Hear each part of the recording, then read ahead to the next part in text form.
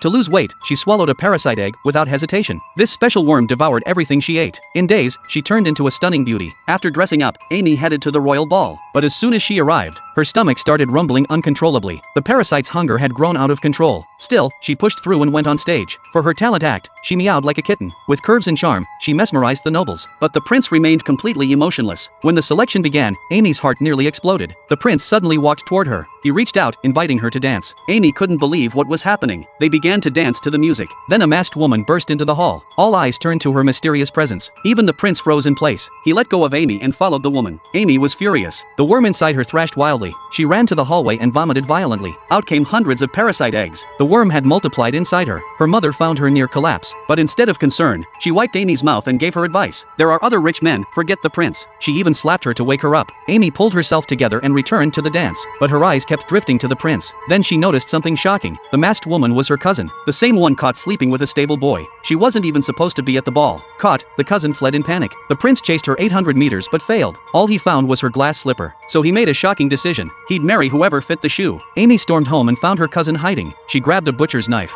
and forced her to hand over the other shoe. Using brute strength, Amy stole the slipper. Finally, she could win the prince back. But her size 10 feet didn't fit. She laughed bitterly, it was just a few extra toes. So she grabbed the knife again. She traced the shape onto her foot, then cut off her toes. Fainting from the pain after one foot, her mother kindly finished the other. Now both feet matched the slipper. Soon, the prince arrived at their home. He slipped the shoe onto Amy's foot. It fit perfectly. He declared her his bride. Amy kissed him and fainted with joy. But she woke up in horror. It had all been a dream. Her toes were gone, and she was bedridden. Suddenly, she heard the prince outside. She crawled desperately toward the door. This was her last chance to meet him. But as she reached the stairs, she saw her cousin fully dressed, heading out. Outside, she heard the prince announce his bride, but it wasn't her. In her haze, she saw the prince's disgusted face. All her efforts wasted, but not all hope was lost. Her sister arrived, carrying the antidote. She poured it into Amy's mouth. The worm burst out of her body. Together, the sisters packed their bags and left their toxic mother behind, ready to start a new life on the road.